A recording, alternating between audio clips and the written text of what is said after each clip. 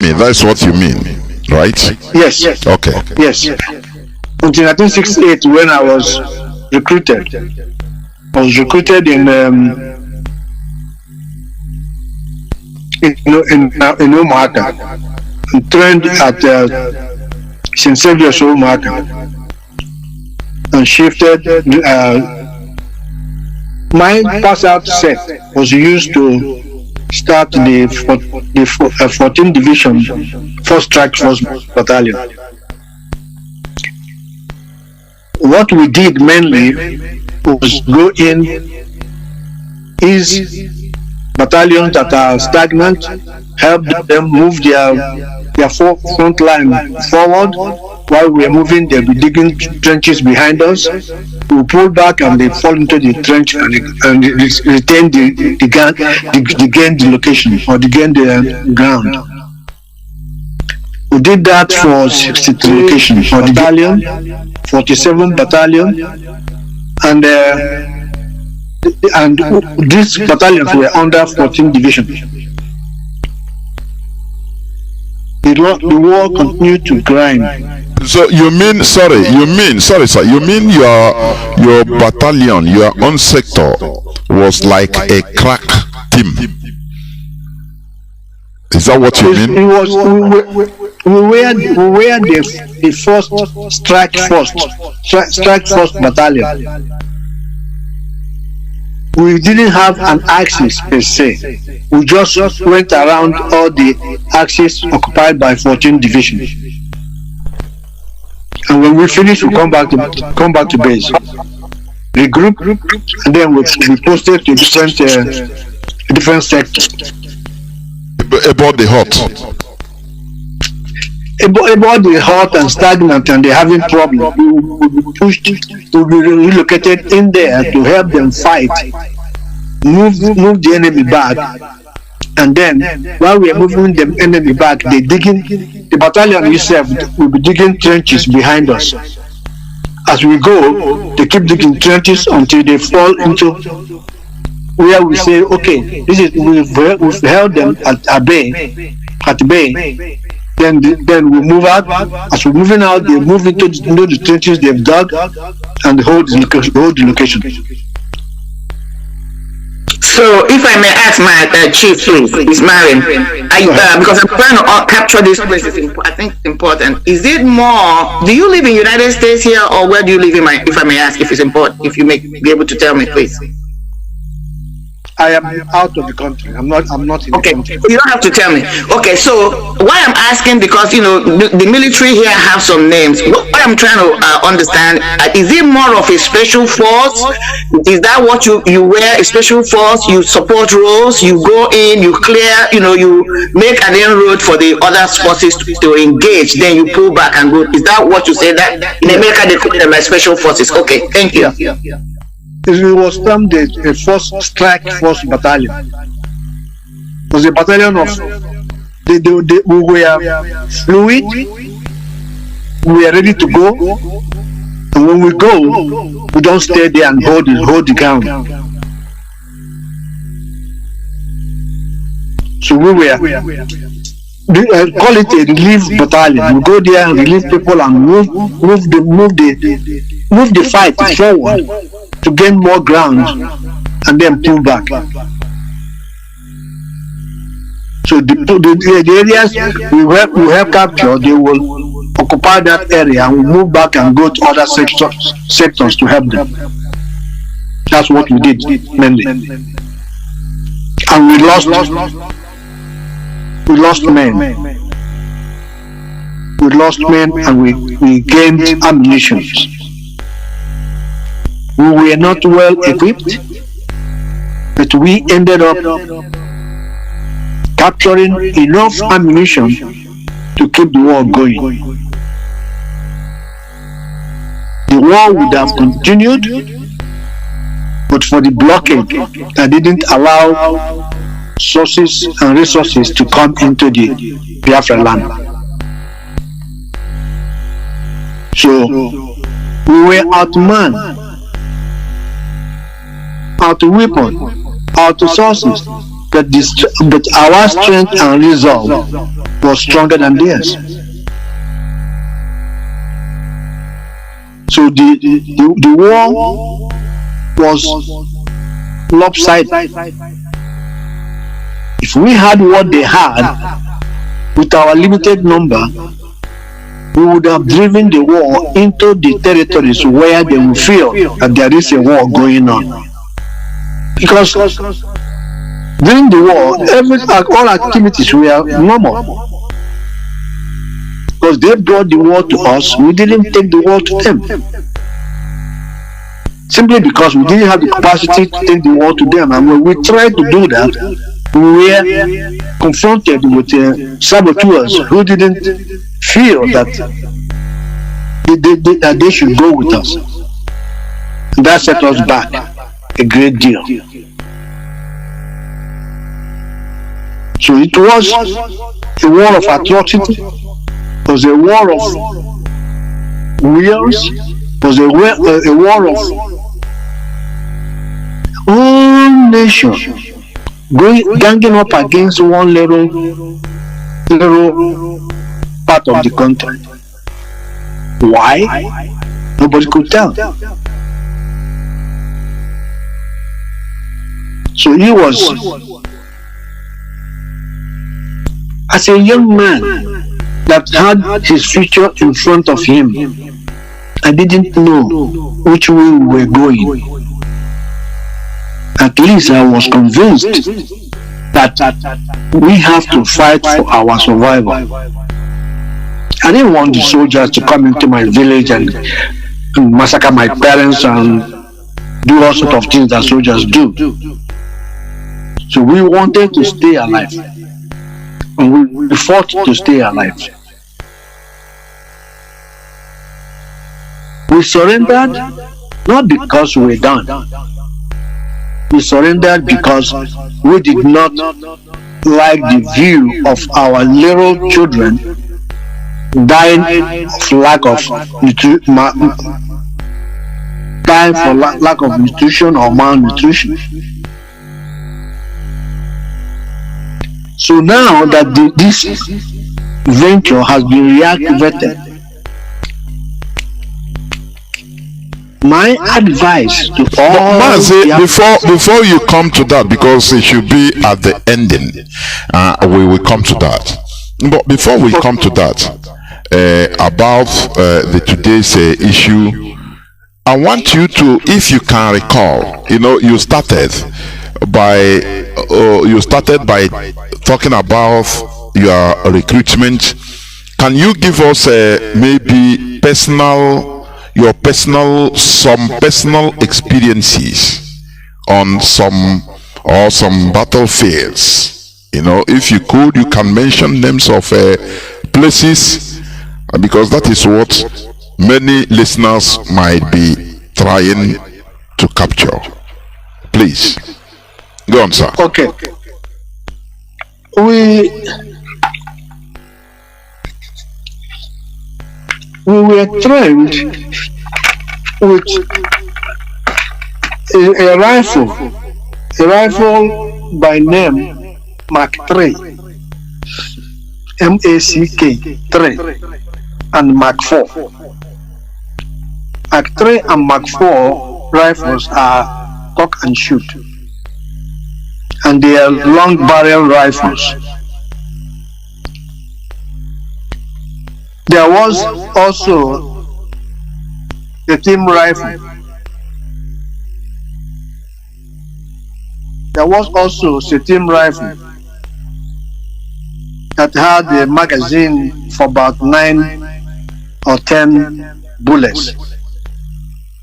So you can load 10 bullets and put one in the chamber and cock the rifle. So you end up getting yourself about 10 bullets, and they all semi-automatic. But as the war raged on, we were able to capture the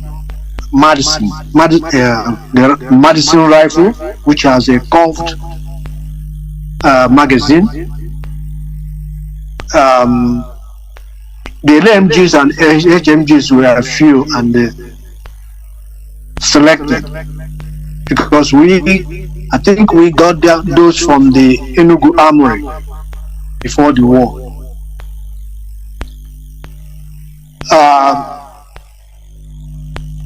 Because of my age and the size,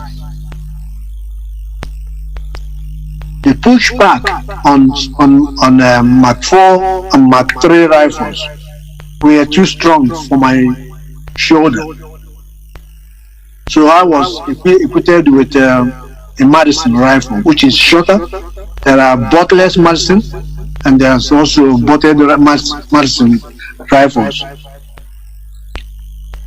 The issue with Madison rifle is that the velocity or the point of impact, the speed continues to increase and go up as you fire it because it's an automatic rifle. So what you do is you start low. By the time it gets to the height of going over the head of a human object, you've lowered your rifle again. So you just shoot up, shoot down, and shoot up as it's going.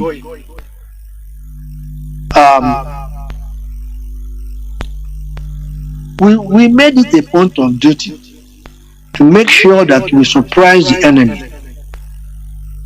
Because when we surprise them, we will be able to capture their uniform. Mind you, our uniform was cotton that is dyed in a way to make it look like a camouflage. The camouflage khaki uniform were those we captured from the enemy. Just remove their insignia and put our Biafra insignia on it, and you can move on. The 911 truck that we got, we captured them from them. So this battalion was out there, always on the move. We don't come back. We come back to spend maybe 1 week in camp, and we'll be deployed again to different locations. My experience was that of a young man. My experience was that of a strong human being that had a purpose. We, as Biafran soldiers, were dedicated. We knew what our mission is or was, and we knew where we were going. We were strong-minded, strong-headed. We really meant business. But you cannot fight a war all by yourself. The moment you're surrendered, you have to find a way out. And you have to have scouts that go in and come out and find locations before we can take up an operation.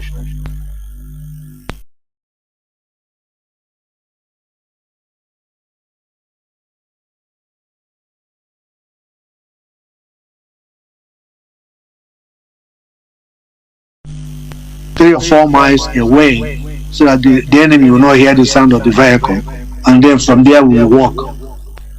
We weren't walking on the road, walking in pathways. We have been because the war was a very crude war. We weren't as armed as the enemies, and we captured the majority of the enemies, and we captured their equipment and resources. Towards the end of the war, they started poisoning their food so that if we capture it, it wouldn't be useful to us. But it was a war of genocide. I saw people die before me, beside me, So I even saw people that were not even in the war front being hit by mortar bullets. I saw people that weren't. For example, I lost my CSM. He was not in the war front. Just came to the RV. We lost so many people. And we were always determined. We were always determined to do something for ourselves and to safeguard our people.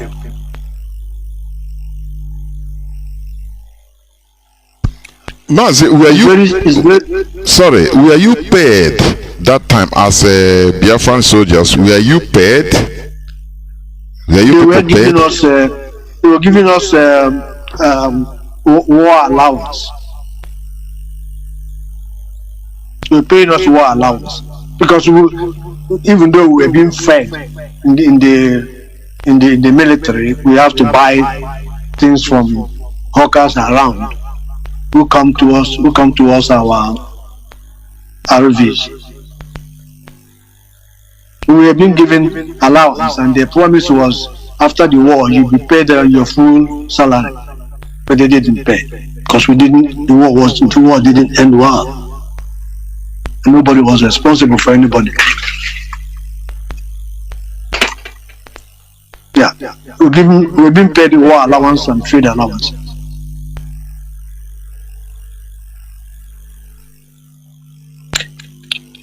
It was a one-sided war. Go ahead. Chief Omaribe, I'm going to ask you one or two questions, and please, any question I ask you and you can decline. You have the right to decline. You don't have to answer me. Yeah. I'm just trying to feed my curiosity. Go ahead. I'm going to take you a little bit back. I want to lay a foundation. I know you mentioned that you're from Awam Mama.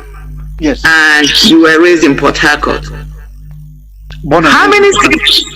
You were born and raised in Port Harcourt. Okay.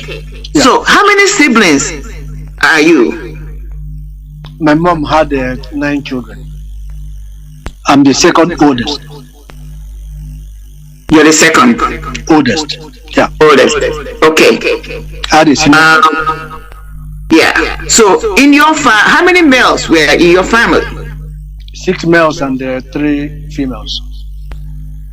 And out of those 6 males, how many of them, apart from you, were involved in Biafran military or struggle or agitation? My senior brother and myself and I. Okay, brilliant, very great.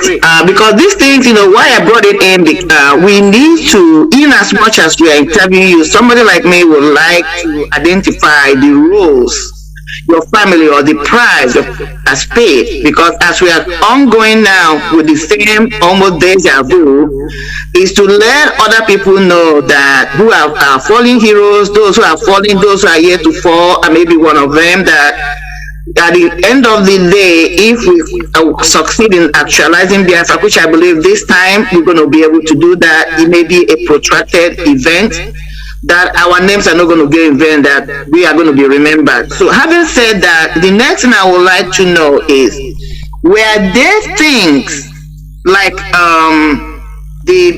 your family orientation, experiences you had in life, exposures, or education, what were the things that inspired you as a young man to have this patriotic lifestyle or mindset? Please, I would like to know. I would like to tell us if you can. Well, for one, my education was interrupted when we were told to go home in 1967 from school, because I lived in boarding school all throughout my education. When we were told to go home, that there's a war has broken out. We all went home, roaming the streets doing nothing. and there was the radio announcements by Kokunda, and the war being announced and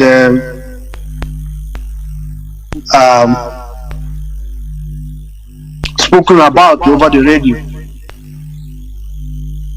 and the gains and the losses being also brought up, so people can understand what is going on. For example, the Hiyamafu axis, the Suka axis, the Nkalago axis, where people were coming, where the soldiers were coming and were being confronted by our gallant Biafran forces. Being in the middle of where I was, you cannot sit on your hands and watch the events unfold the way they were without saying, I have to go out there and help defend my people. I can't, in my honest opinion, expect my father to get up and go join the army and go start fighting the war for me. So I had to go do it. And since my elder brother has joined, and he's gallantly enough doing okay, I think his first post was in Suka axis, Nkalago axis. So I looked up to him and felt that I'm of age to go in and help. One of my next sibling was a girl. The next one was a girl. The third one, the next one was a girl, and then the boy, a boy. So we are six boys and three girls, and it fell on me to go and defend my people, and that I did, and I don't regret it. I'll do it again. If I have the strength, if God gives me the strength, I will do it again, and I'll do it again. Mazi, Chief, you know why I asked this question, I'm happy for the answers you're giving. Why I asked this question, it was deliberate. You know, what I'm sensing from the answer you gave me, what I'm deducing is that you felt a sense of call of duty. And if I may ask quickly, how old were you again, please, Chief? I will be 71 years old tomorrow. No, I mean then, how old were you then as a young man? I was 16. 16? 16, 1-6. Yes, sir. Now, why I ask this question, because there was something you referenced right now quickly. You mentioned Ihamufu and Nkalago sector. Yes. It's like we are witnessing a deja vu again. So what is telling somebody like me is that these are areas that have been a stress factor for us. Now, for you, a young man at 16, you could have been doing what some of our even 20, 22-year-old men are doing today in Biafra land. Yeah. They don't want to be involved in this struggle. They are busy doing comedy. It's like what is happening, they don't reference to it. But you, even then, as a 16-year-old man, young man, felt the duty to defend not just your immediate family. Because I'm listening to you, said, it felt on me because I was the second son. My elder brother was already in the game. My other siblings were females. I felt the duty to defend them. That's really what you just said. My question to you, Mazi, now, I'm giving you a lot of accolade and kudos, but I want you to help us to decipher the psychology of our people we are seeing now, because I believe a group of people or any particular culture, they have a genetic value. What happened to us? Why is it that some of our young men and women today are not seeing the essence or the immediate need of what you felt years back? They're not seeing it. They are not realizing that what made us to lose the war was saboteur, and a lot of them are engaging in the same thing. You begin to ask yourself questions: is history repeating itself? Mazi, I'm going to leave it here. I'm going to walk and listen to you to give me an answer, because I know you have a lot you can tell us. Mazi, please. Thank you, madam. My generation was crafted differently.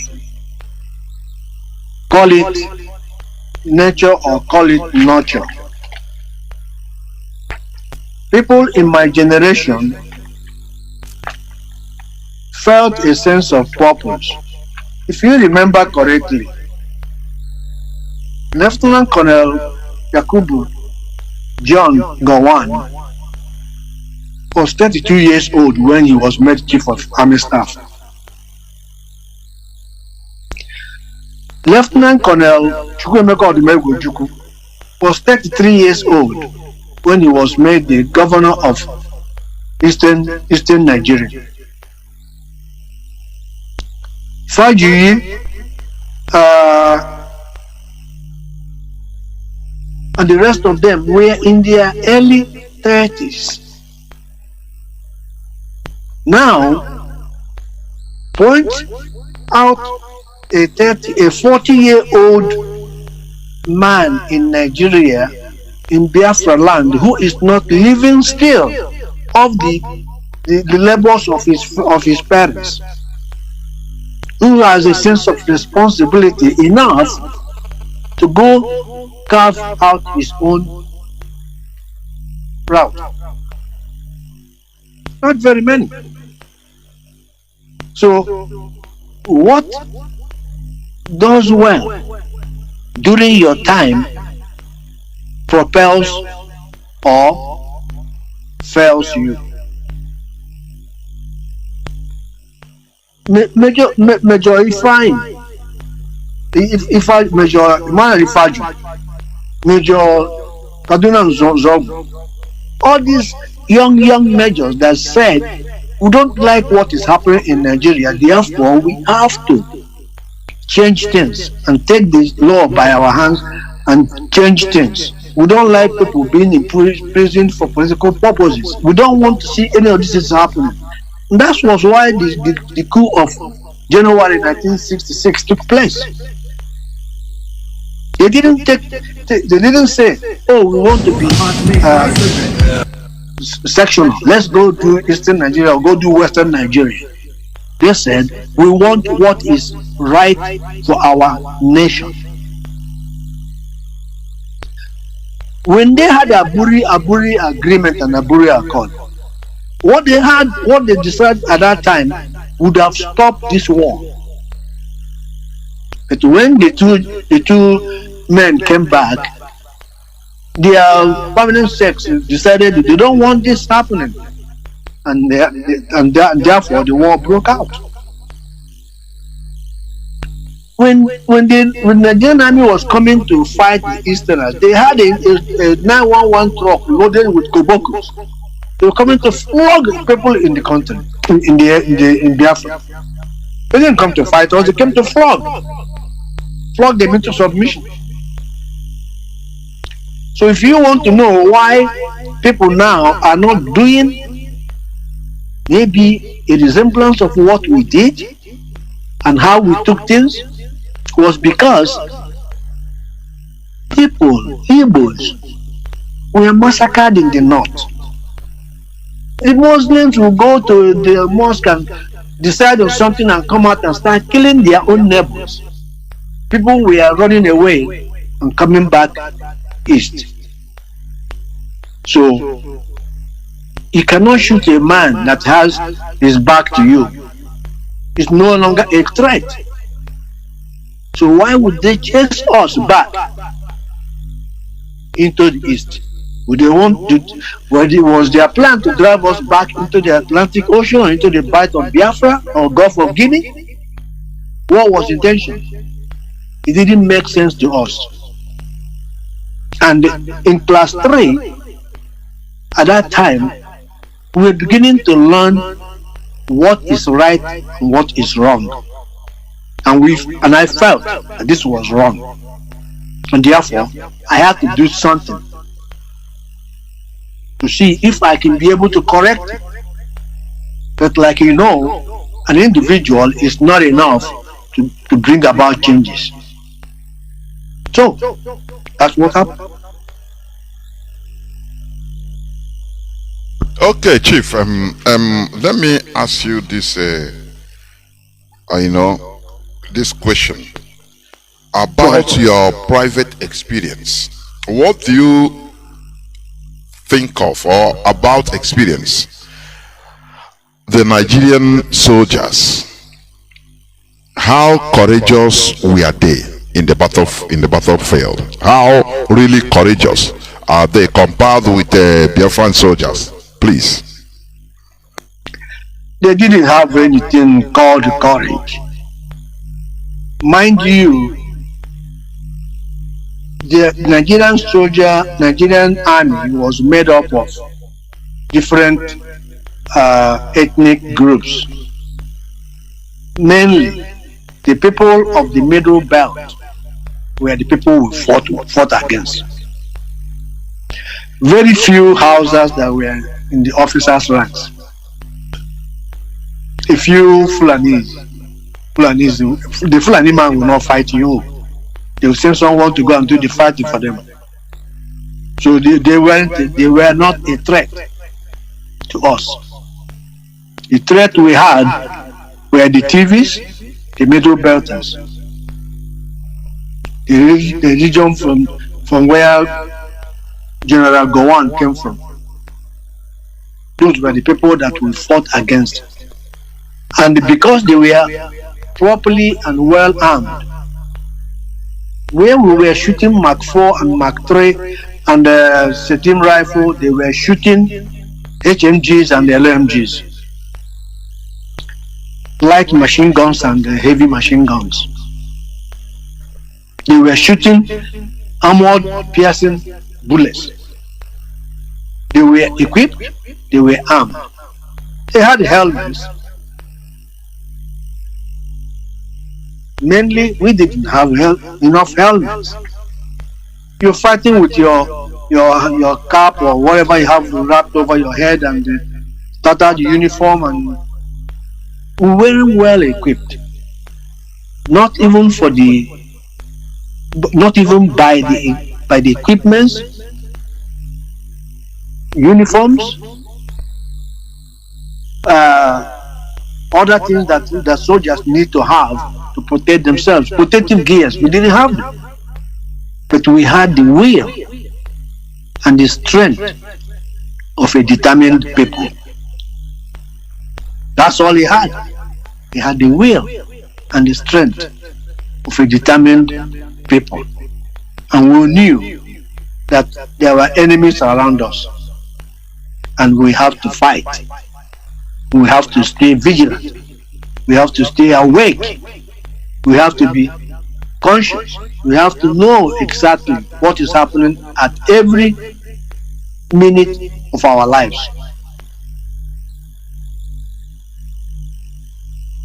We have to stay awake. And we stayed awake. And those of us who didn't stay awake lost their lives. So, personally, it was a war of brutality. It was a war of genocide. It was a lopsided war. We didn't have the same thing. So we didn't have a level playing ground. So then it ended up, and because the land was not level, we wore the brunt of it. Chief, a question, if you don't mind, on this topic you're treating now, which is what the question Mazi Jonathan asked. Okay, because you have said it over and over again, one cannot question the willpower of the Biafrans, especially the Biafran soldiers. It's obvious. You have made it categorically clear Now, I have a question, a follow-up question to this topic.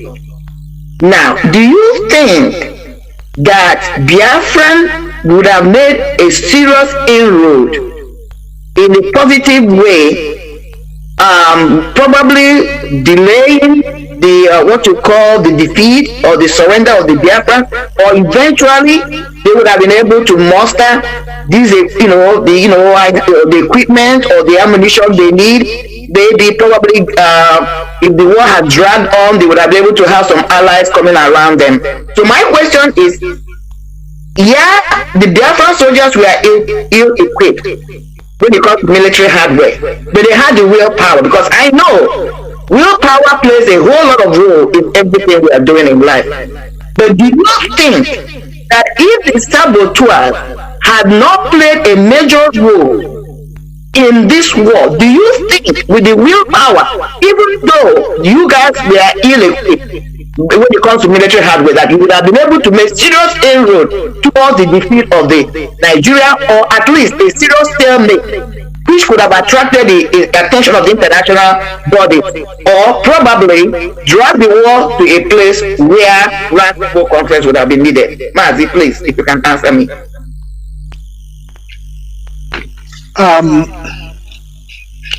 It's a question of the chicken and the egg. Which one comes first?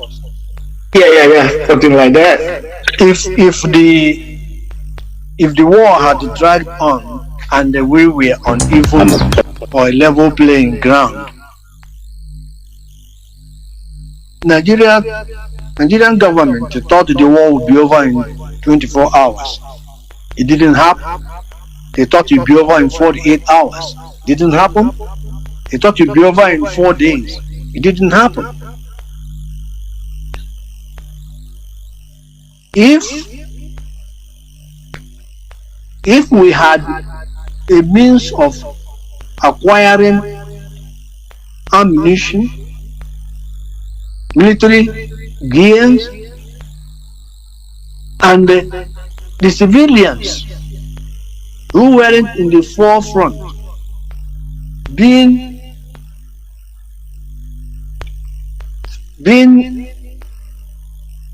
accorded the necessities of life and existence,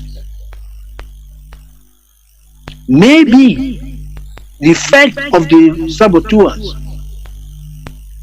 would have been infinitesimal. Because when you present a situation to a people, if it's not strong enough, it's possible to wear them down. Now, why would a saboteur decide to make a U-turn against his or her own people if there's a light at the end of the tunnel? That begs the question. Why would somebody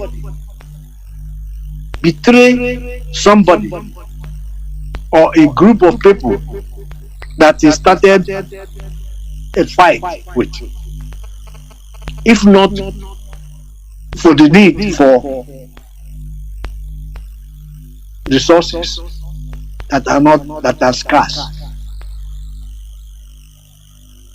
If I go into the mind of a saboteur, my question would be, the two arenas of consideration, what are they? What are the pros and cons of my action? We're getting that now in the country. We have that. I told you I'm from our mama. My head of state, or my governor, or my Supreme Court governor, in the name of hopeless Uzodimma, why would he accept whatever he accepted to kill his own people, and for what purpose? Why would my governors give land to the Fulanis so that they can come and kill their own people? Now, in government, if you are elected to protect the people, you are the head security officer. If they have a constitution in that country, which I don't think they do, they would have known that you don't appoint administrators and call them governors, because governor has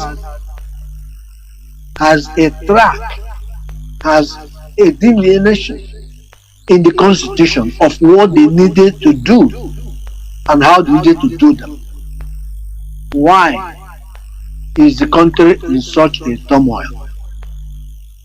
That's what we encountered, because Major Ifajuna and Major Banjo, Brigadier Banjo, they must have felt that this war is not going the way they wanted it to go, and somebody offered them a token or something and say, you do this for us and we give you this, and they will accept and betray their own people.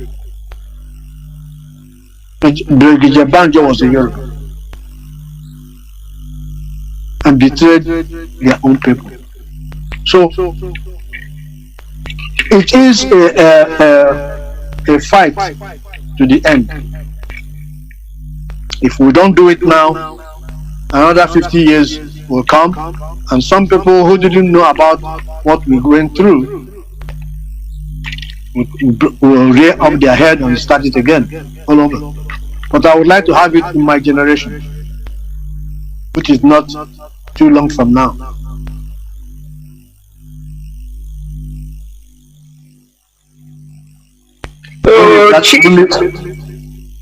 So, Chief, quickly, then I can use the Mazi Jonathan for the questions. So, because I'm trying to glean from what you just said, now, you know, as you answered, because something came to me. So, because this issue of sabotage has been a kind of, I'm trying to wrap my head around it. I heard you very well, and you're very correct, which is what the Nigerian government has systematically done, continue to do. They ferment the ground, they prepare the ground by impoverishing the people, so that now they can use financial inducement, even though not everybody, but majority of the people are going into sabotaging because of financial inducement. So my question to you, Mazi, being somebody that have experienced the activities of sabotage during that era, and now you're watching it like unfolding before our own eyes again, like a deja vu, I'm asking you, what do you think we should do to curb, if possible, be able to curb the activities of the saboteurs? Now, I would like your attention to be concentrated mostly on us that are in diaspora, because they are the ones that are now beginning, that are fueling this sabotaging in our land now. They are the ones that are taking money and giving to our people, as an incentive to go against the struggle. Meanwhile, all of us are clamoring, rightfully so, for liberation. How do we mentally get to our people to understand that our route they are going, even though it might look like an incentive, but that incentive is going to be short-lived, because a total freedom is what is going to give us totally what we're looking for. How do we begin to disengage or begin to combat the actions and activities of the saboteurs, especially from diaspora? If you can help us, please. Our slogan during the war was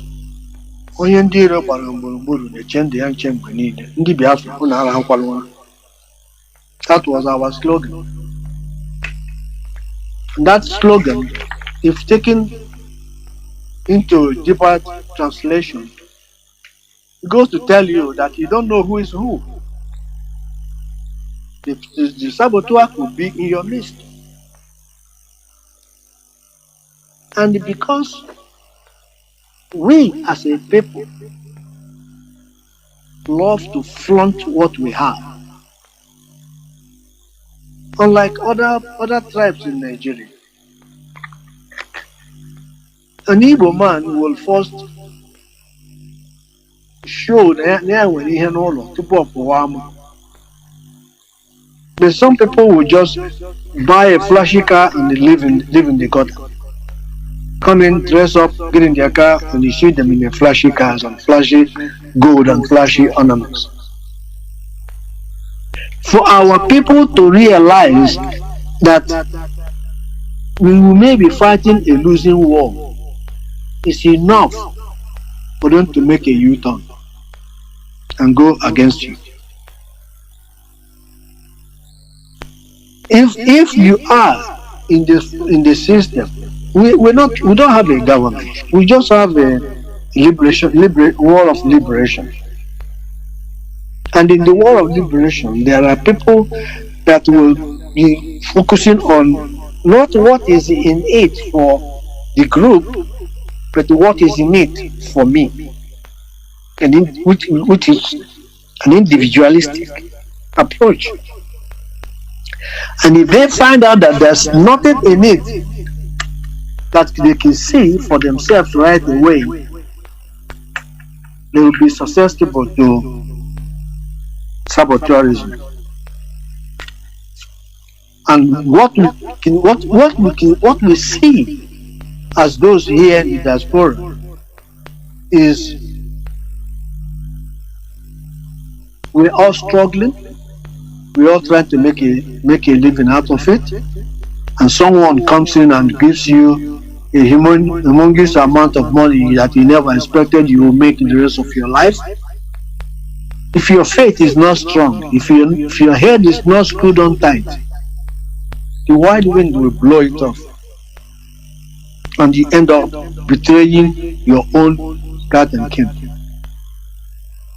So, will it be there? It will be there. Even when Jesus Christ was on earth, one of the disciples was a traitor, was a saboteur, sold him 30 pieces of silver, not knowing what will happen. When he saw what will happen, he regretted it and wanted to give the money back, but now it was too late.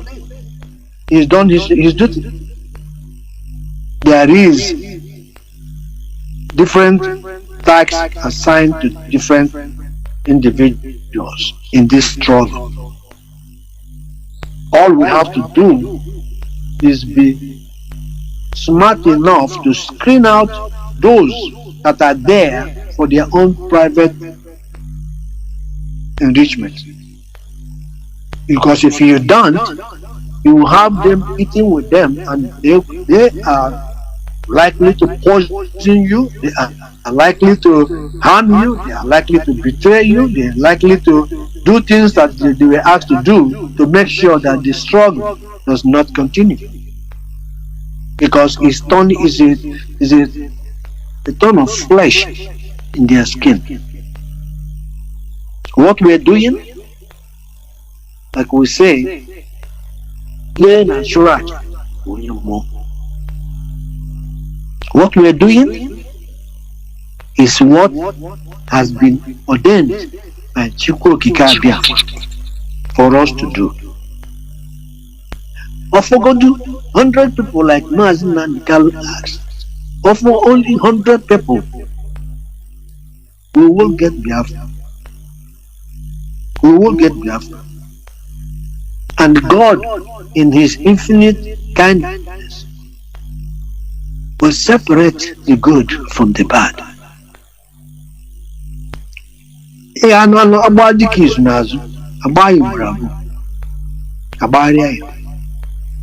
Whatever anybody does against God Almighty will boomerang, will come back to haunt them. But we have to be strong in our faith. We have to ensure that we don't stain our hands. We have to be sure that what we are doing and who we are doing it with are in line with what God expects and wants from us. Chief, let me come in here. sorry, Mazi. In a nutshell, Mazi, what you mean, what you're advising us is identify them, identify the saboteurs, remove them from your midst. That's really what you're telling. In a nutshell, what I have for you: identify, get rid of them, because they're going to continue to poison the apple. Even if it's only two are left, let it be those who believe in the same, have the same mindset. Because if you continue to allow them, for whatever reason, to be among our midst, they become a thorn in our flesh. Thank you, Mazi. You answered rightly and smartly. I yield. Okay. Chief, sir, let me ask also. Let me take us back. Yeah. As a Biafran soldier, how did you feel when you heard that the war was over? Where were you? Were you in action when the war was declared over? And how did you feel in your mind when you know that we lost it? I was disappointed. At the same time, I was elated. Disappointed? Sorry, sir. Disappointed in who? Because I didn't think we should have lost the war. We should have surrendered. I wanted to fight to the last man. But elated because now those younger siblings that are dying of kwashiorkor can maybe have a reprieve in life. So those were two feelings that were not good, but they were feelings. And I think General Ojukwu was in the right frame of mind to make the right decision. He wanted to save the remainder of his people. We lost so many people. We lost so many children that would have been grown up and productive members of society at this point in time. But we lost them. They didn't get a head start. So it is a bitter, sweet feeling that I don't want it to continue. I don't want to continue to feel that way. Yes. Right now, I've determined. And that is why, whenever I'm called upon, I'll do my very best with the least strength left in me to be able to at least effect a change. To be honest with you, Jonathan, there is no place for Biafrans in Nigeria. No matter how you spice it, there is no place. Even one aka Mazi, before, because this brings me to my next question for your clarification, yes, because it will lead you into also saying what you are saying. Now, the war ended. It was a conventional war, pitched war, where you defend the territories verbatim. And I have had so many testimonies about BOFF, Biafra Organization of Freedom Fighting, or Freedom Fighters. Those that are trained to continue in case Biafra lost the war. There were people that have the capacity of carrying on guerrilla warfare. You know, because when we think, personally, when I think about this war and how it ended and nothing happened, it started ricocheting in my mindset that those that lead, the leaders of that time, they should have known that freedom fighting, no matter how brutal or brutalized we could be, it never stops. that there should be a way to continue. It doesn't matter how. But what surprised me as an individual, which I used to ask this, not even in IPOB, right from time when I started hearing the story, I say, why did they completely stop? There should be disturbances from place to place, guerrilla warfare, those that say, as you say, fighting to the last man. But unfortunately, everything stopped. And the think tanks of that time should have known that in a situation like this, if you stop, look at since 1970 till now, 1999, I think Wazirike started Masop. It was how many years? 49 years. You know, we are still subjugated. That is the way it should. You know, the think tanks of that time should have known that things like this should happen. So we should be ready to continue disturbances until they call for negotiation in any way. But everything just stopped, and we went. Our people, all of us, went into sleep to join the the Nigeria setting. The thing used to baffle me. It used to baffle me. Does it mean that our people were not able to see the future? What is the problem? Why people could not even, somebody, a captain, can take it into his hand and say, gather like-minded fellows anyhow, and be in the bush and be committing havoc in the anyhow. But it didn't happen. So what will you say about it? Because this question in my mind, I know it would be in many people's mind. Please, Mazi, go on if you have something to say about it. What I can say about it, Mazi, is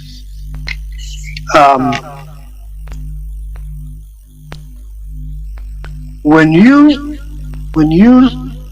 plan and organize a system that has no exit, you suffer the consequences of throwing in the towel inadvertently.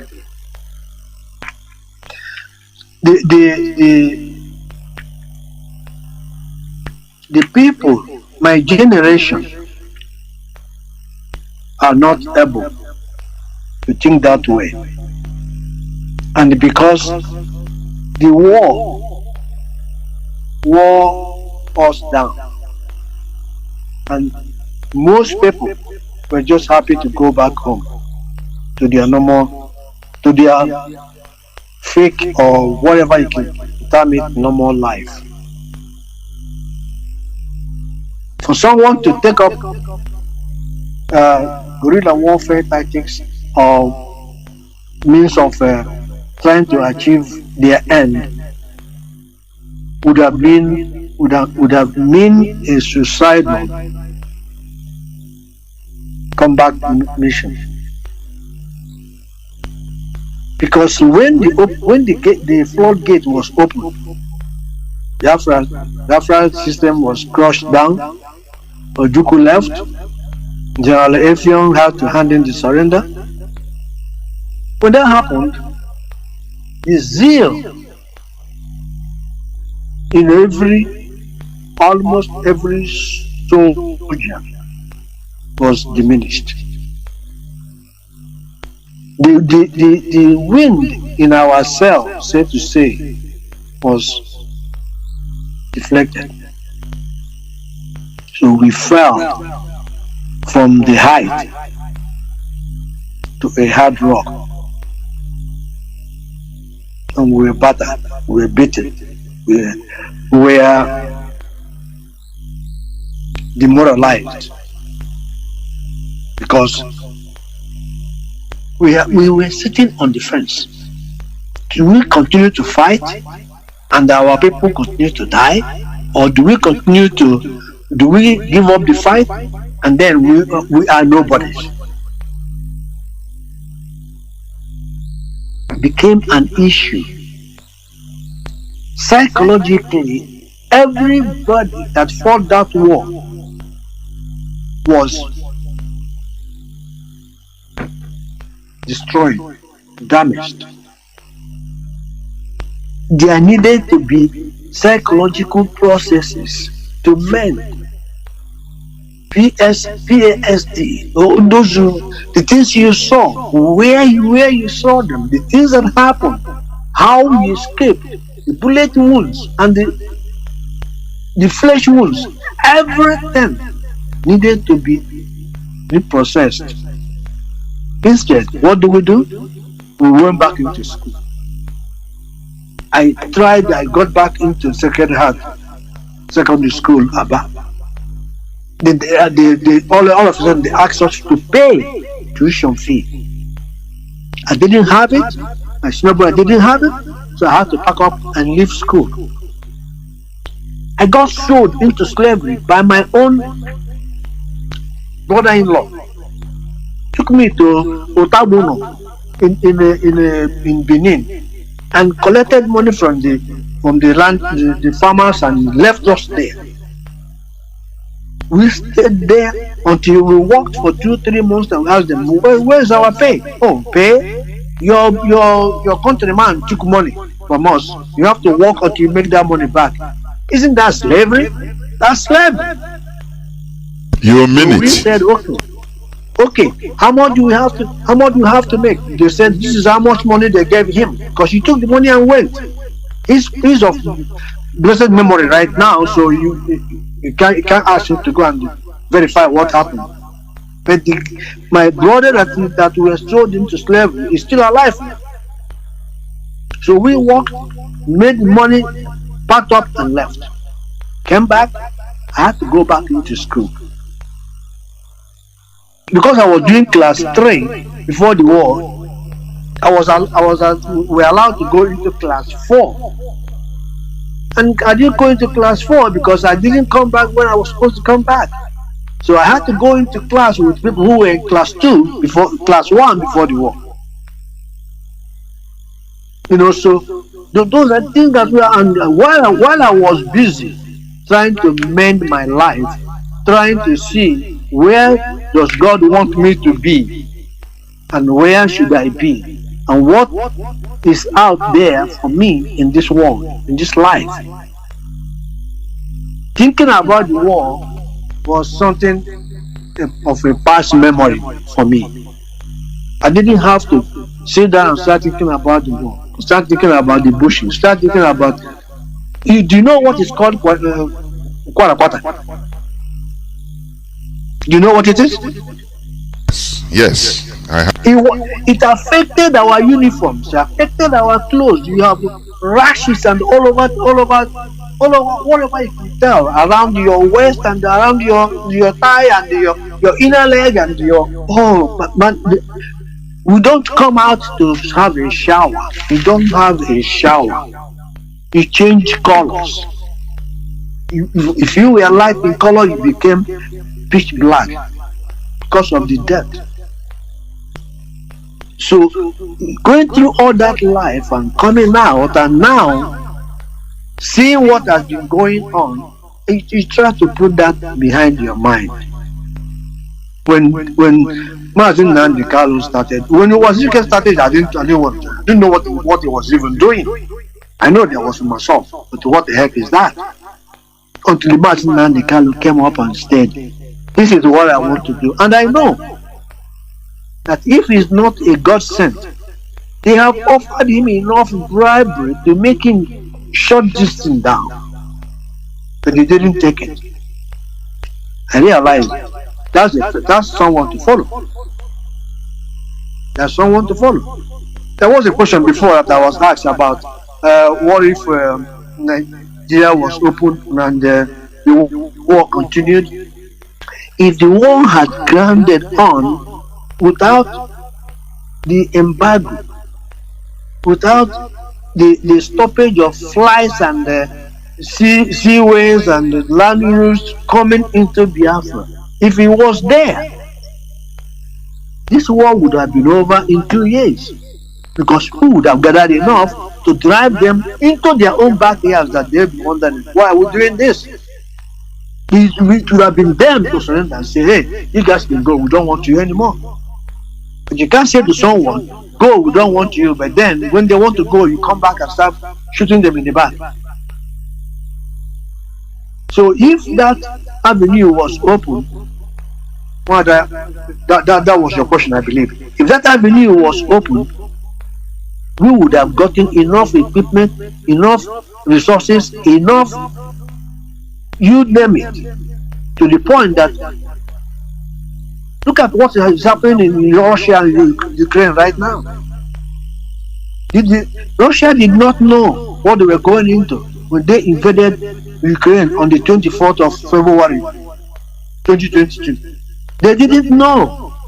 They underestimated them. The same thing would have happened with the Nigerian government. They would have wondered, who planned this war and why did you plan it? Why didn't you let these guys go? The Western world is supporting Ukraine because Ukraine was a nation when another nation invaded it. We weren't. We were part of the nation. When we decided we will go our own way, we don't want to be killed. We want to stay alive. And it's under the UN Charter that anybody who wants freedom from wherever they are in have the right to have that. But why are they dragging their feet? Why are they not supporting us? Why are they not looking to us or onto us? It's because Nigerian folk, take for example, when Nnamdi Kanu was apprehended or renditioned from Kenya, the day he was going to court, sit at home was declared. The sit at home was declared, and when he was told about it, he said, "Oh no! This is not right. You can't be shooting our people on the foot. These are people you want to protect. You want to liberate them. You can't keep them hostage." Nigerian government jumped on that. Now they are sit at home every Monday. Even when he's not going to court, they sit at home now in Biafra land.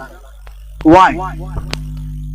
Because people were exposed to people that needed money, and the government was prepared to give them that money to force them to keep on suffering our people.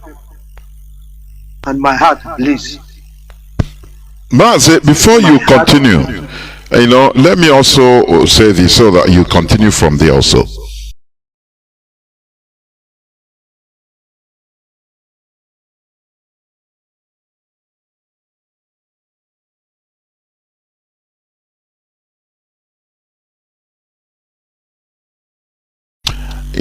With the testimonies, witnesses, accounts, documents about Biafra war,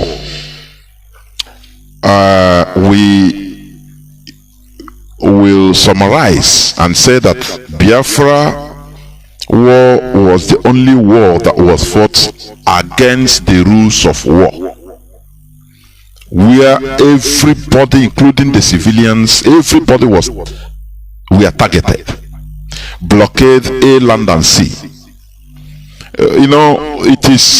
It is mind-boggling when you study or study the histories of other wars, even as of that time, because some people might be saying, no, it was that time now. No, there were corridors for civilians during the North Korea South Korea war, Vietnam War.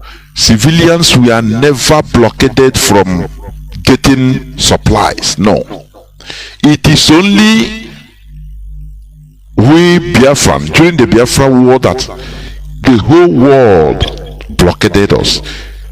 There's something. No, it is only we Biafran during the Biafra war that the whole world blockaded us. There's something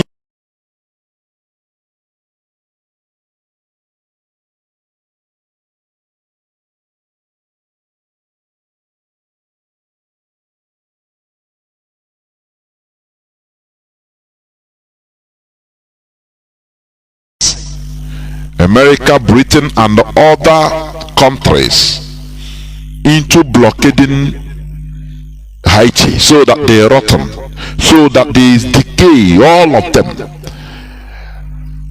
And while that, British naval navy, American navy, everything, they blockaded Haiti from. Why are they not supporting us? Why are they not looking to us? Fought Napoleon Bonaparte's army and won them in war to free themselves as slaves. But France was able to organize America, Britain, and other countries into blockading Haiti so that they rotten, so that there is decay, all of them.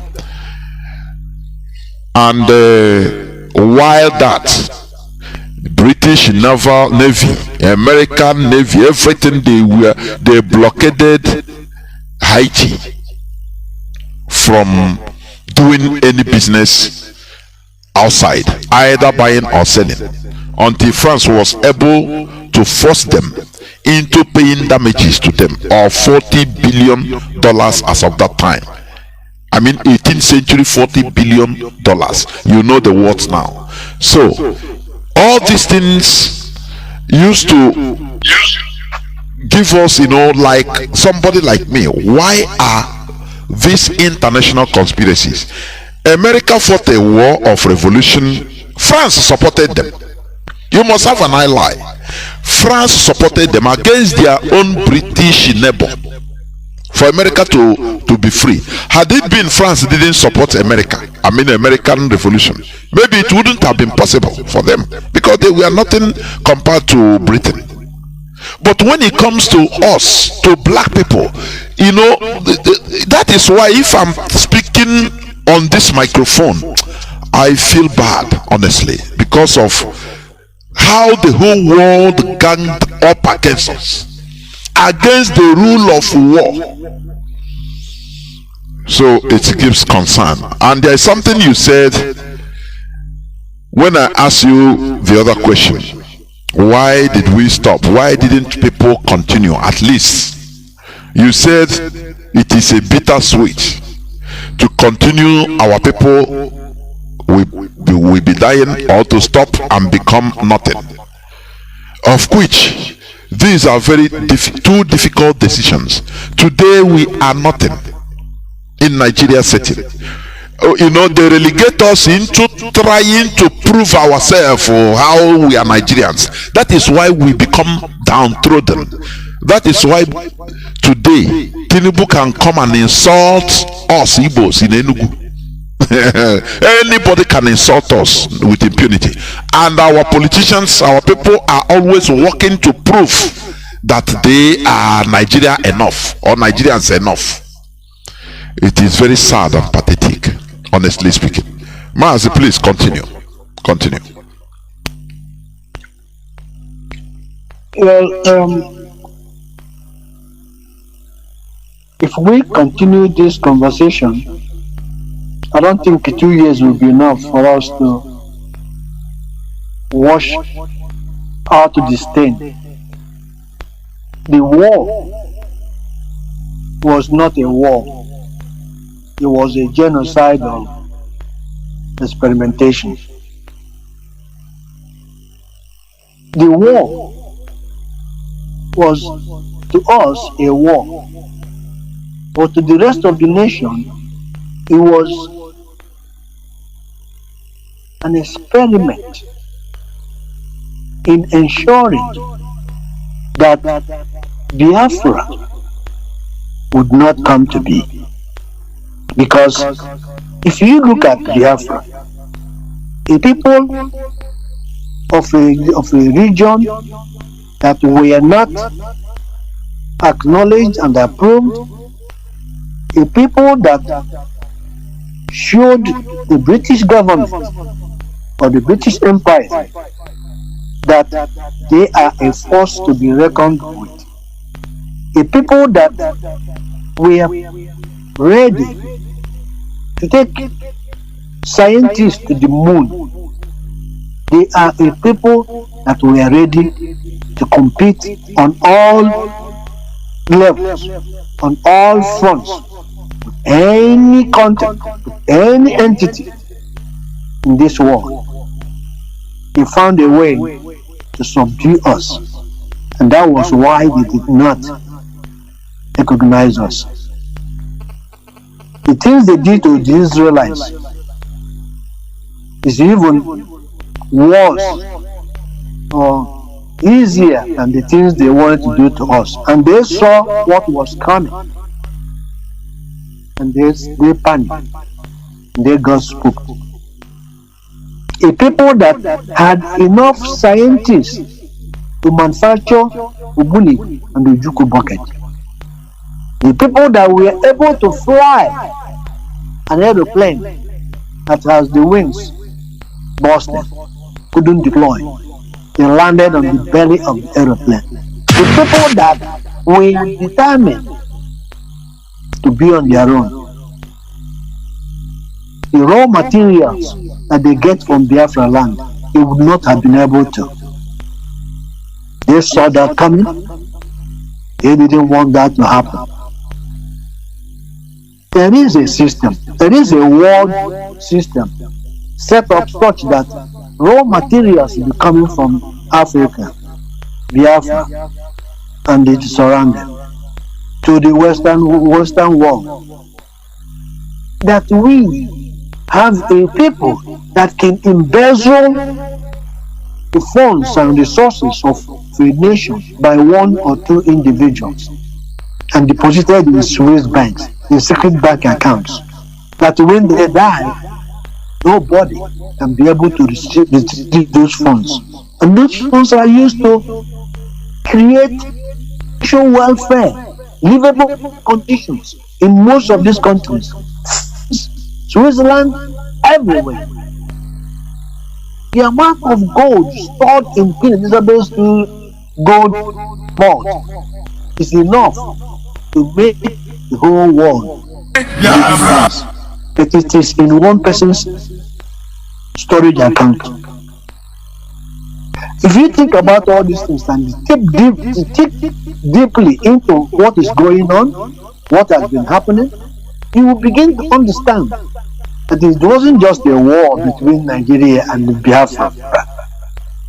It was a war to make sure that those people who would develop and be able to say to themselves, okay, you want my gold? You wait till I refine it. I will get it from the ground where God has placed it. I will refine it and I'll go to your own market and I'll tell you how much you pay for it. As a matter of fact, I stopped drinking coffee when I was in secondary school. Reason? They come, we cultivate the cocoa seeds, the bean seeds, they come, they take them. They tell us how much they will pay us. The 100 weight. They take it back, they refine it, they ship it back to us as Nescafe. They tell us how much we will pay them to drink Nescafe or to buy a can of Nescafe. When I realized this, I said, that's it. I'm not going to patronize you guys. I know I'm a single individual. If I follow Bono Jike's slogan, boycott all boycottable. Yes. I started doing that. Up till now, I don't drink coffee. I don't know what coffee tastes like. I don't want it. Even though I'm here, they bring the coffee from Africa. They refine it. They bring it back to Africa. To begin with, they tell you how much your coffee is worth. When they measure the bag, they tell the poor farmers how much they will pay them for 100 weight. They take it back, refine them, they bring it back, they tell me how much I will pay them to drink their coffee. Baloney, I don't want it. So they are taking the resources in Africa which they cannot produce in the West because of the weather, the soil, and what God has given us, the sunlight. They turn around They use all those things, they develop their industries, their businesses, their technologies, and they come back and they tell you what you need to pay to have it. Look at the cell phone we're talking on now. The cobalt that you use in the cell phone, where is it? Where is it extracted in the Western country? Congo. It's in Africa. Where the Congo war. So you go get it from Africa, you go use it and develop everything you have to develop, and you bring it back to us and make us pay. An iPhone is what about?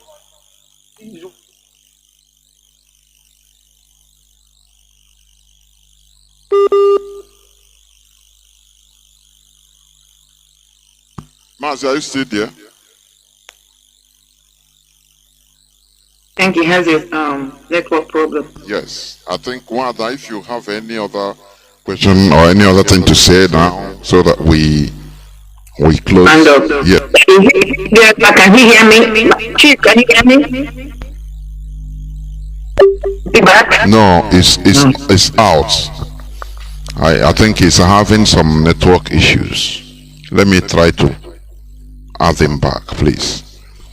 Meanwhile, yeah, if you have anything to say, so that we Round up, yes. yes. Let me try to bring him in.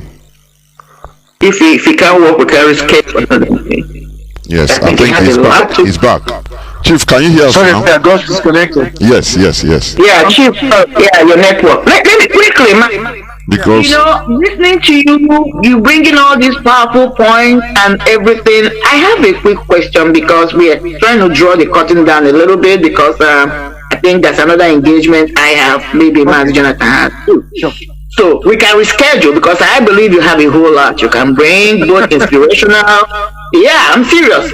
You know, speaking as an elderly statesman, right one, and a lot you can advise us. So quickly, how do we, because I believe personally that the problem, the phase where we are in this struggle is sanitizing the mind. Psychology. How do we orient? Is it there? Because I'm hearing something big. Can you hear? Yeah. So how do we orient our people? Engage. It's not everybody, but for us to be where you are trying to, explain now, we have to have at least 50 to 60% of our people mentally, psychologically be there to realize that we have been used. Man, it's not just the coffee, everything. Toothpick we use, the acacia tree is from us. They cut the trees, they take it down, they produce toothpick. The oil, the crude oil is the same thing. They take the crude oil, we cannot even refine it, even with the refineries we have, they take them, they bring back the finished product. So, how do we engage our people, the majority of the population of Biafra, to understand that we are part of our problem because we have allowed ourselves to be used as a willing tool? That what we are fighting is worth it, because we have the resources. But we are allowing ourselves with all these things they have created, saboteurs, to disengage or to come in to disrupt the movement, so that they will continue to carry on and we continue to be slaves in our own country. That's number one. How do we engage the population to come to where you and I are talking about? That's number one. Number two, Mazi, is this. Number two question I have to ask. Mazi Ohamadike one of Biafra land, Mazi Nnamdi Kanu. This is my own perspective. I want you to agree or disagree with me. That there is something that has set his own movement apart. And that is the attraction somebody like me have. That's why I came into the fold for Mazi Nnamdi Kanu. If you pay attention, not only does he have a structure, we have a lot of us in the diaspora who are fueling this movement. Even though some of us try to carve out as saboteur, I know that over time they're going to be fished out and weeded out. But I'm talking about the hardcore, because there's a question Mazi Jonathan asked you. Why was it that at the end of the genocide, that there were no people to carry on even as a sporadic attacks here and there, or even the continue to educate people on the psychological level of it. And you answered and said that because people were traumatized. And I understand about trauma because of my training. I rightly understand about trauma. So they subdued us, traumatized us. But now we have a lot of us, people like Mazi Edoziem and all the structures Mazi has said apart. Because even what the pitch I'm making now is for Nigerian government to understand that there's a difference in this game now from what happened before. So I'm asking, do you agree with me? Because of this madly movement Mazi Ahmadike did, engage a lot of us, or most of us from the diaspora, that even if Nigerian government, this thing they're plotting, trying to sabotage, bribing our people, no matter what happened, they may be able to dampen the movement, but it can never end this time, because we in the diaspora are not going to let go until we actualize Biafra. Do you agree with me or disagree with me? Matt, if you can take these two questions for me, or I will stop here. Thank you, Matt. Okay, thank you, Wada. Yes, I agree with you in your number two question. In your number one question, which you wanted me to emphasize on how we can get 50 to 60% of our people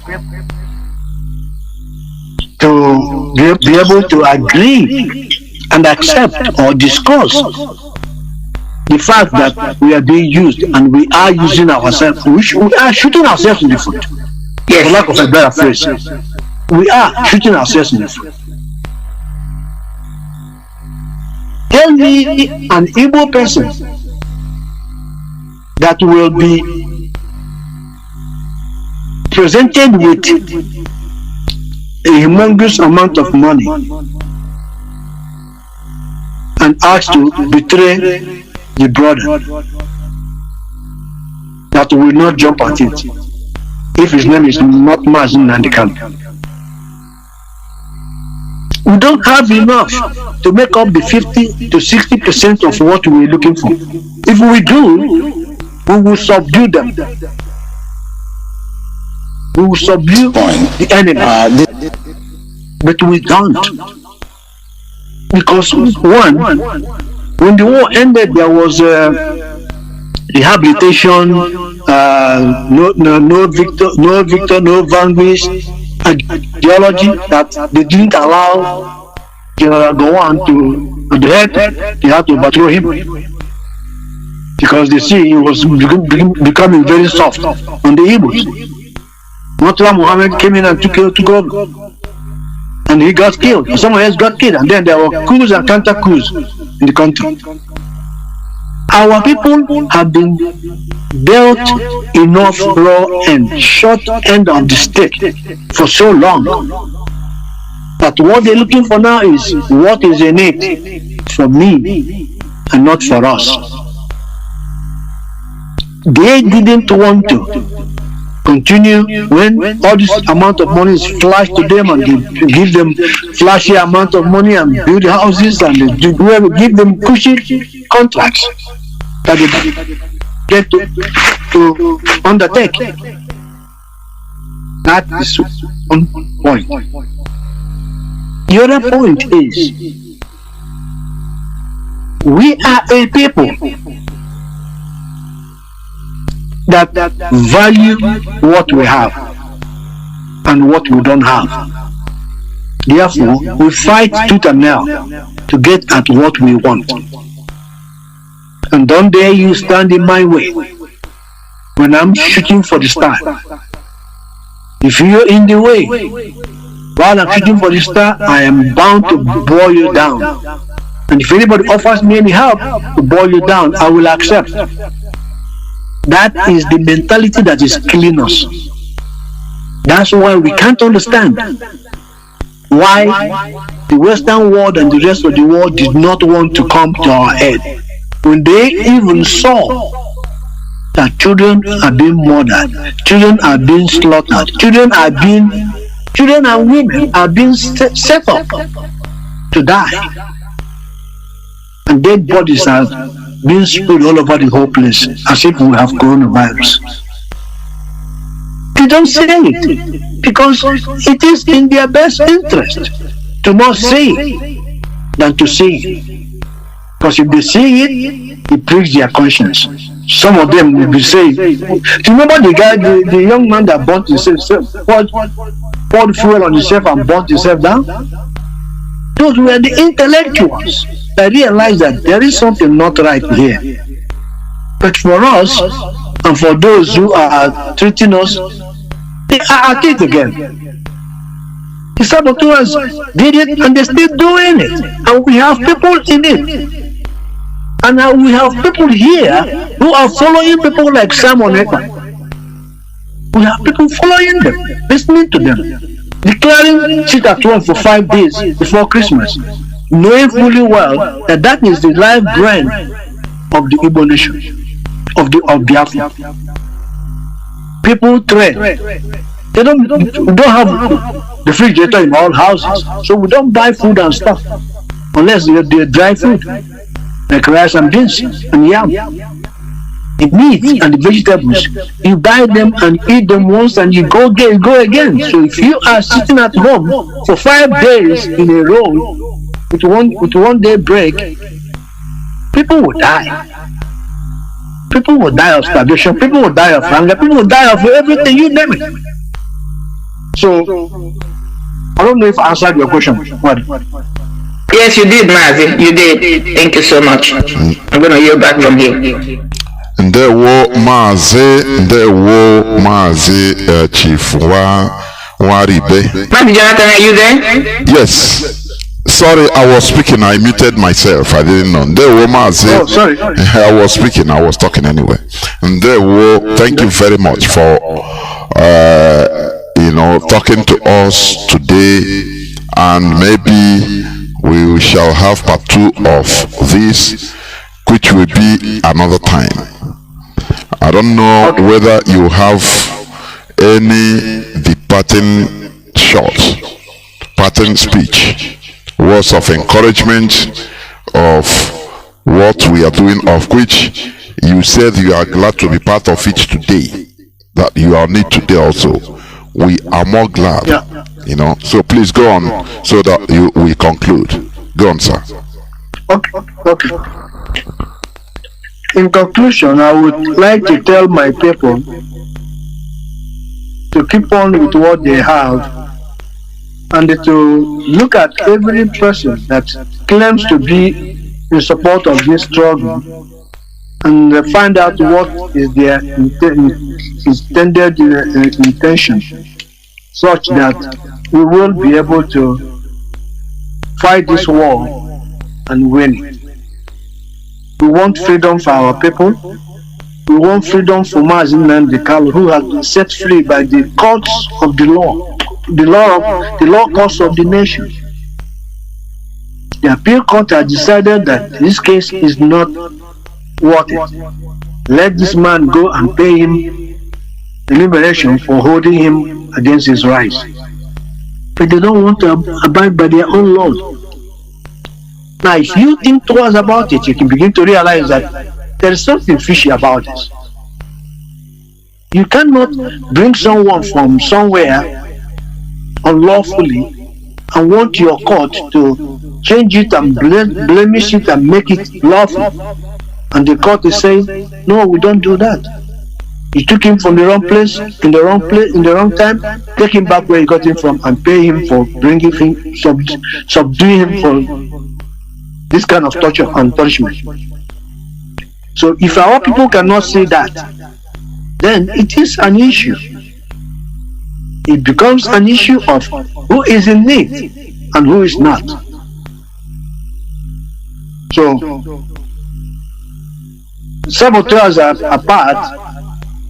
We have enough people to run the nation. The nation, by nation I mean Biafra nation. All right, that's my bit. You surrender by enemies, so you have to be vigilant. As always. Thank you. Thank you, man. Well, one that go on your pattern shot, please. Yeah, quickly. Thank you, Mazi Chief. Commend you so much. The tenacity, making out the time, your intelligence, your memory, they're still sharp like a whip.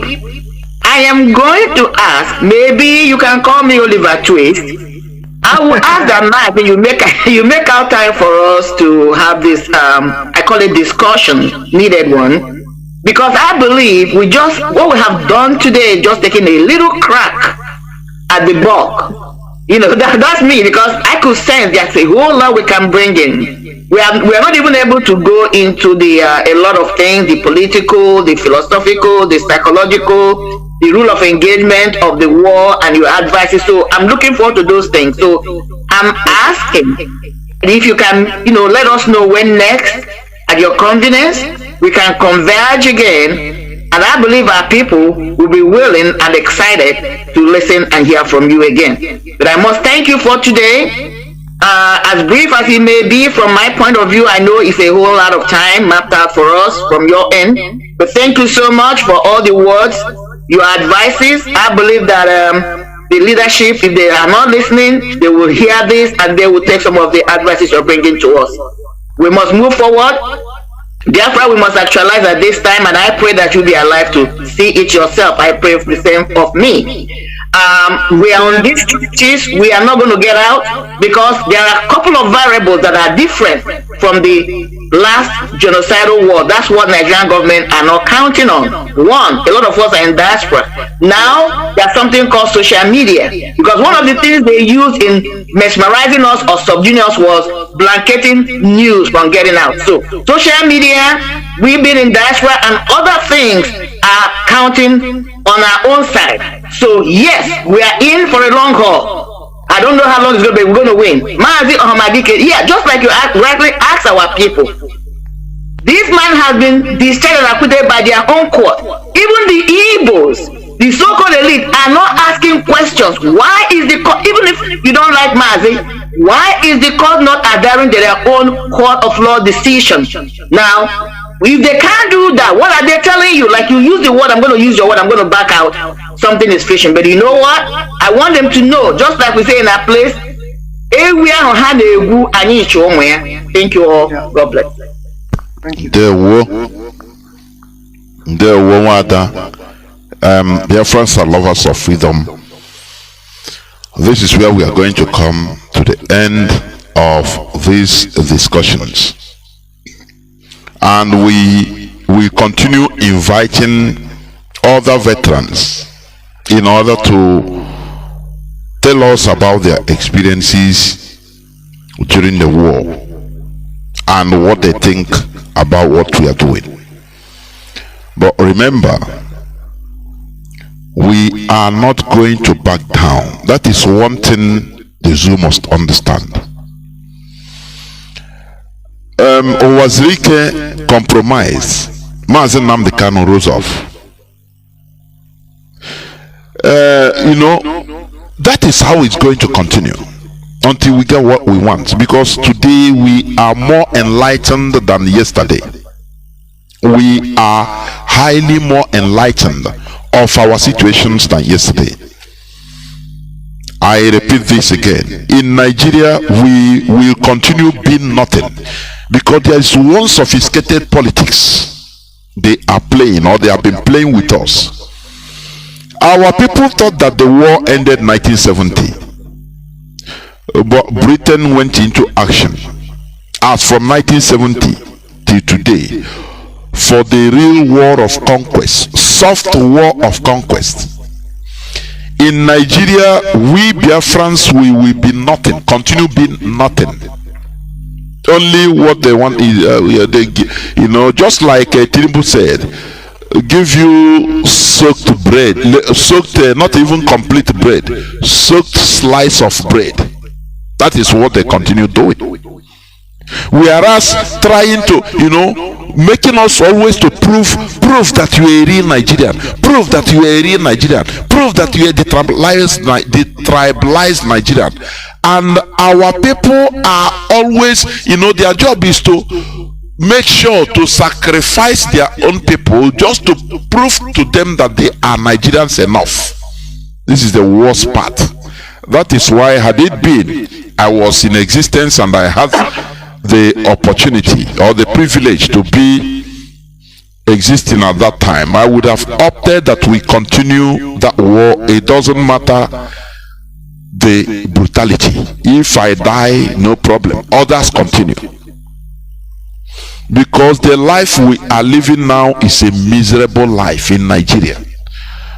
Many people might not understand, but that is the reality.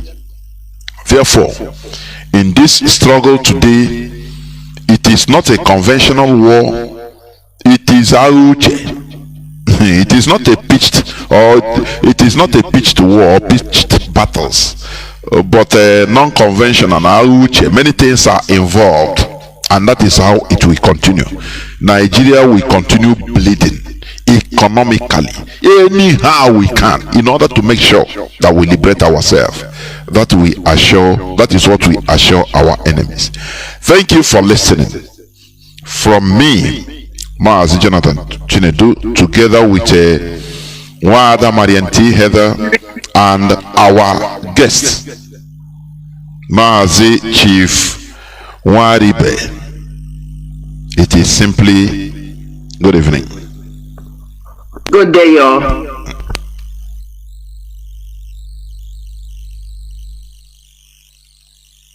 And we've got Commodore Kunle Olawumi joining us here this morning. He's the head Department of Criminology and Security Studies, Christland University, Nigeria. Good morning, sir. Thank you for coming on today.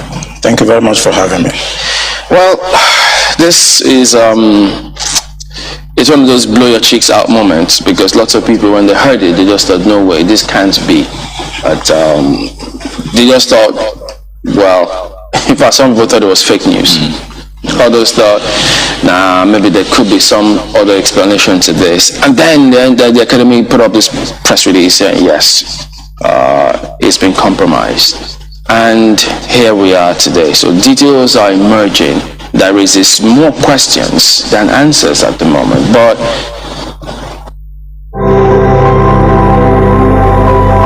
ich glaube, Erfolg ist immer eine Mischung aus vielen Faktoren. Es gehört mit Sicherheit eine Portion Glück dazu, die nicht zu unterschätzen ist, aber natürlich auch Talent, verbunden mit sehr viel harter Arbeit und Disziplin.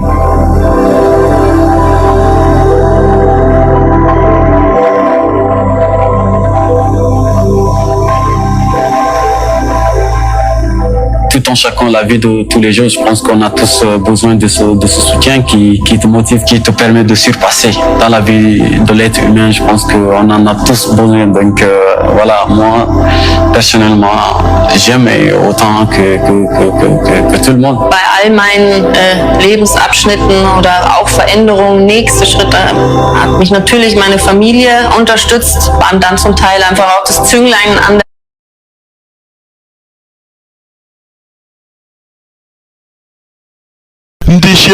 that say, as you say, fighting to the last man. But unfortunately, it's a question of the chicken and the egg. Which one comes first? Yeah, something like that. If the war had dragged on and we were on even or a level playing ground, Nigerian government thought the war would be over in 24 hours. It didn't happen. They thought it would be over in 48 hours. It didn't happen. They thought it would be over in 4 days. It didn't happen. If we had a means of acquiring ammunition, military gears, and the civilians who weren't in the forefront being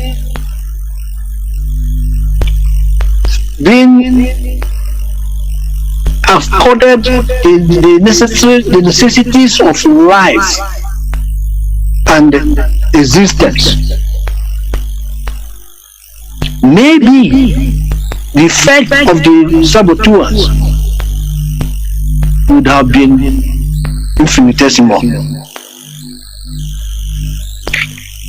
Because when you present a situation to a people,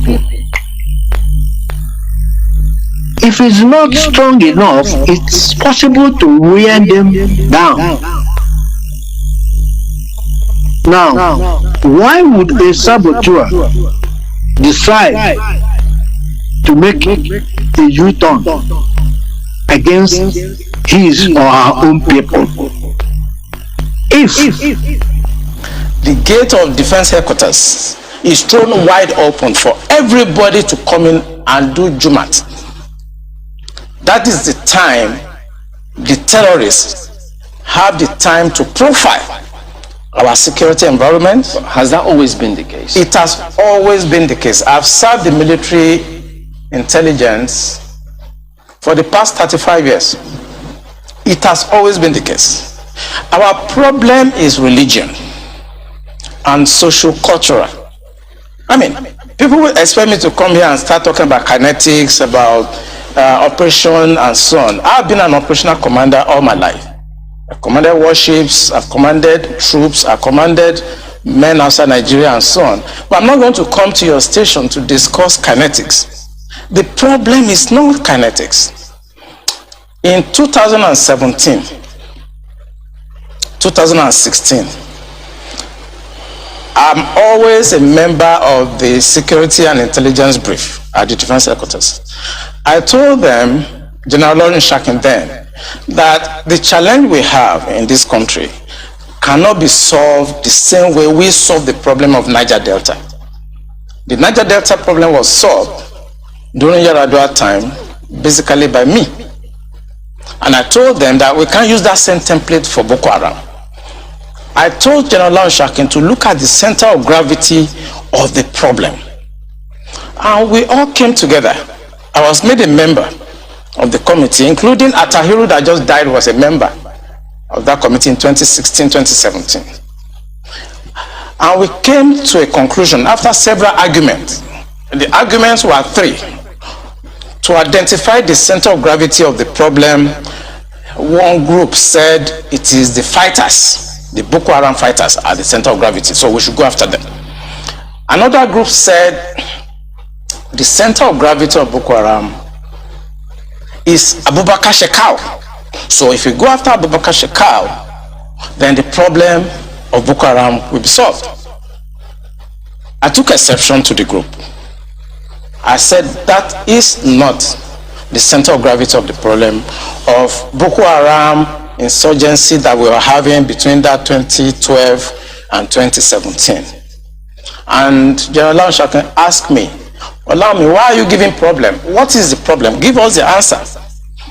And I told General Lawrence that if I tell you the answer, you're not going to be able to solve the problem. He said, what is the problem? I said, the center of gravity of Boko Haram and insurgency in Nigeria are the sponsors of that program. It was beyond us. Because the job we need to do is kinetics.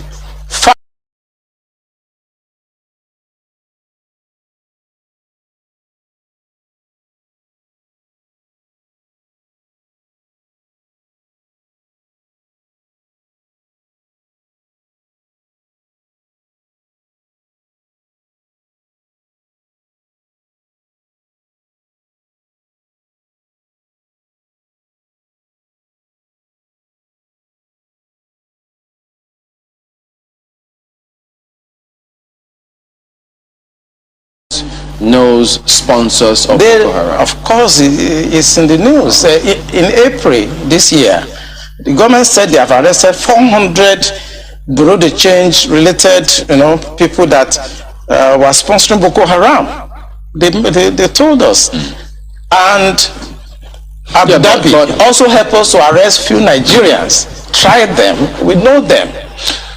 Why can't this government, if not that they are partisan, and they are actually part of, we couldn't pursue that aspect that could have resolved that problem, because you need to arrest people.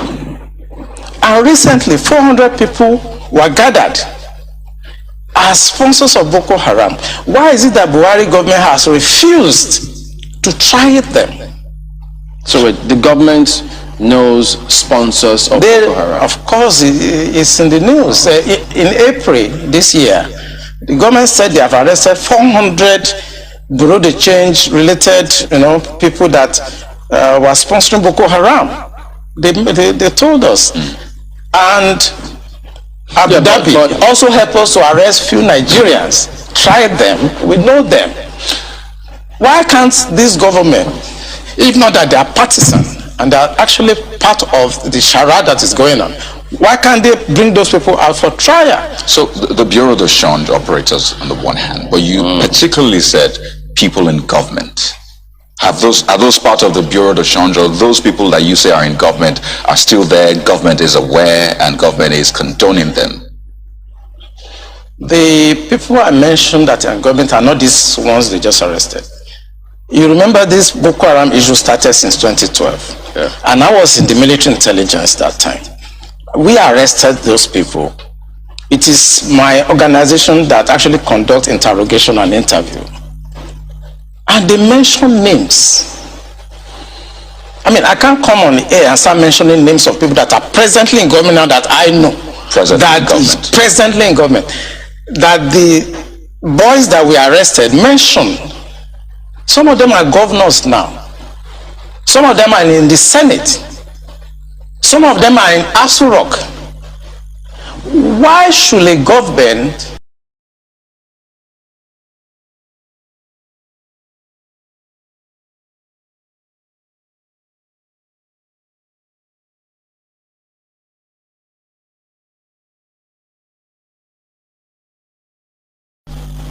try to cause this kind of embarrassment and insecurity to the sense of what happened yesterday? And the solution I gave them in 2017, because when I identified the center of gravity for General Onshokin, and they couldn't pursue it, because some of them were ministers. And what I'm saying now, the Department of State Services are listening to me. They know them. Yeah, So the solution I gave them was that if we can't pursue the policy strategic level, because the people that we need to talk to are also, going to be difficult to deal with. I said what they should do now is to conduct two things. We should buy blimps. The blimps are not UAVs. They are not drones. Blimps are equipment that can fly up to 10,000 feet, 30,000 feet, static if you want, mobile if you want, and they carry a lot of payload. We saw them in Afghanistan. We saw them in Kenya. This will be something that can give us real-time intelligence, and we can know where these bandits or terrorists, where they emanate from, when they finish operations that they've done, where they go back to. Okay, well, they did not buy this equipment up to. Okay, you said quite a number of things. Let's pick up on some of them and see if we could make some, if you could shed some further light on some of them. Since 2012, I mean, you've been in operation, as you said, ever since that time. You questioned several people. Some people were identified at that time. Did the government at that time try any of them? Or were any of them also in government at the time? No, the government did not try any of them, and the defense headquarters where I worked then did not pursue that line of operation because it's beyond them. The defense headquarters, actually, when you look at the defense structure of Nigeria, they lie within the policy strategic level, but basically they are operational guys. So when you have policy problem, then